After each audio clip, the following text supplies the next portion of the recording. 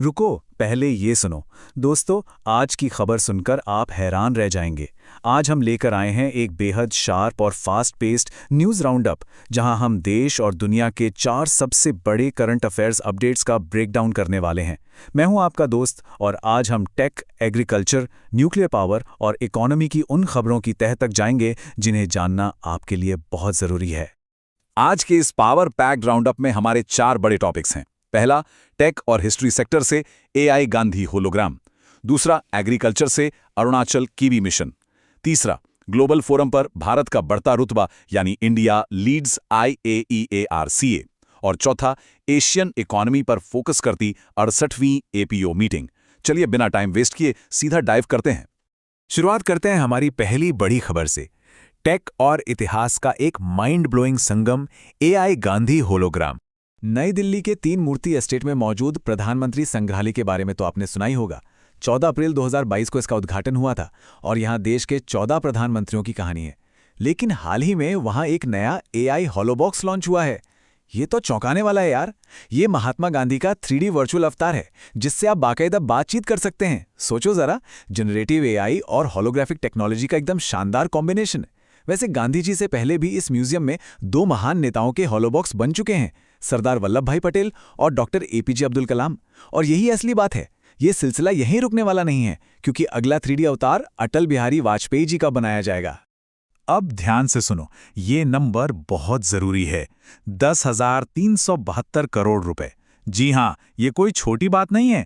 ये पूरा का पूरा प्रोजेक्ट इंडिया एआई मिशन के तहत आता है, जिसे 2024 में इसी भारी भरकम बजट के साथ लॉन्च किया गया था। सोचो दोस्तों, इतने करोड़ रुपए, कमाल है ना। मतलब सरकार का फोकस एआई पर बहुत क्लियर है, और ये तेजी से आगे बढ़ रहा है। ये था आज का सबसे बड़ा अपडेट। क्लियर हुआ? अब रुख करते हैं नॉर्थ ईस्ट का, और बात करते हैं एग्रीकल्चर सेक्टर की एक धांसू खबर की। Arunachal organic kiwi mission. Arunachal Pradesh में एक नया इनिशिएटिव लॉन्च हुआ है, Arunachal kiwi, the USP of Arunachal Pradesh mission. Ministry of DoNER यानी ministry of development of north eastern region और यूनियन मिनिस्टर ज्योतिरादित्य सिंधिया के बैकअप से ये शुरू किया गया है। इसमें अरुणाचल के खास हाई एल्टीट्यूड इलाकों को चुना गया है, जैसे zero valley, Dirang, Kalaktang, Xiaomi और दिबांग वैली। ये इलाके कीवी की खेती के लिए बिल्कुल परफेक्ट हैं। मकसद बहुत साफ है, इन कीवीज को अरुणाचल ऑर्गेनिक कीवी के ब्रांड नेम से बेचा जाएगा और इन्हें GI टैग से भी जोड़ा जाएगा, ताकि इंटरनेशनल मार्केट में इनकी एक अलग धाक बने। इस मिशन का स्ट्रेटेजिक अप्रोच बहुत स्ट्रांग और प्रैक्टिकल है। फोकस किस बात पर है? क्लस्टर कल्टीवेशन पर, कोल्ड चेन इंफ्रास्ट्रक्चर खड़ा करने पर, फार्मर प्रोड्यूसर ऑर्गेनाइजेशंस यानी FPO को मजबूत बनाने पर, और सबसे बढ़कर एक्सपोर्ट ब्रांडिंग पर। अहम बात यह है कि इस पूरे मिशन को MIDH यानी mission for integrated development of horticulture से सीधा जोड़ दिया गया है, जिससे एक एकदम सॉलिड एग्रीकल्चरल सप्लाई चेन बन सके। इस मिशन का टोटल बजट 167 करोड़ रुपए है, और इससे उम्मीद क्या है? किसानों की इनकम 4 से 6 गुना तक बढ़ने की। तो दोस्तों, यही है असली मामला, समझे? एग्रीकल्चर को सिर्फ खेती तक सीमित नहीं रखा जा रहा, इसे सीधे वर्ल्ड क्लास बिजनेस लेवल पर ले जाया जा रहा है। ये था आज का सबसे बड़ा अपडेट। क्लियर हुआ? चलिए, अब थोड़ा सीरियस होते हैं और इंटरनेशनल रिलेशंस की एक बहुत बड़ी खबर पर आते हैं। ग्लोबल लेवल पर भारत की धाक, इंडिया लीड्स IAEARCA 2026। हाल ही में नवी मुंबई में 48वीं RCA नेशनल रिप्रेजेंटेटिव मीटिंग हुई थी, जहां एशिया पैसिफिक और अफ्रीकन देशों के डेलीगेट्स आए थे। वहीं ये बड़ा ग्लोबल डेवलपमेंट अनाउंस हुआ। थोड़ा हिस्ट्री में चलते हैं। IAEA यानी इंटरनेशनल एटॉमिक एनर्जी एजेंसी, इसकी स्थापना 1957 में हुई थी।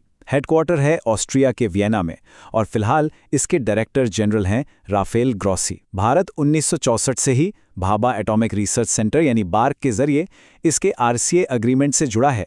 और अब सबसे बड़ी बात, 2026 में भारत इसकी चेयरमैनशिप संभालने जा रहा है। RCA कोई छोटी चीज़ नहीं है। ये health care, cancer treatment, agriculture, water management और रेडिएशन टेक्नोलॉजी जैसे क्रिटिकल सेक्टर्स को हैंडल करता है। यहाँ एक बहुत ही इंपॉर्टेंट इंटरनेशनल डायनामिक समझना जरूरी है। भारत एक न्यूक्लियर वेपन स्टेट है, लेकिन हमने NPT यानी न्यूक्लियर नॉन प्रोलिफरेशन ट्रीटी पर साइन नहीं किया है। इसके बावजूद पीसफुल न्यूक्लियर कोऑपरेशन के लिए दुनिया के कई देशों के साथ हमारे बहुत मजबूत समझौते हैं। हमारी पॉलिसी पूरी तरह से न्यूक्लियर एनर्जी के शांतिपूर्ण इस्तेमाल पर फोकस करती है। अब बताओ आगे क्या होगा? जब भारत 2026 में आरसीए को लीड करेगा तो ग्लोबल साउथ में हमारा इन्फ्लुएंस और भी ज्यादा बढ़ेगा। ये था आज का सबसे बड़ा अपडेट। क्लियर हुआ? अब अपनी एनर्जी को रीसेट करते हैं और आज के आखिरी लेकिन बेहद जरूरी टॉपिक पर आते हैं, एशियन इकोनॉमी और 68वीं एपीओ गवर्निंग बॉडी मीटिंग। नई दिल्ली के भारत मंडपम में 20 से 22 मई के बीच ये बड़ी मीटिंग आयोजित की गई। इसमें 20 से ज़्यादा मेंबर इकोनॉमीज़ के 60 से भी ज़्यादा डेलीगेट्स ने हिस्सा लिया। अब ये एपीओ यानी एशियन प्रोडक्टिविटी ऑर्गेनाइजेशन आखिर है क्या? ये एक इंटर गवर्नमेंटल बॉडी है जो 1961 में बनी थी।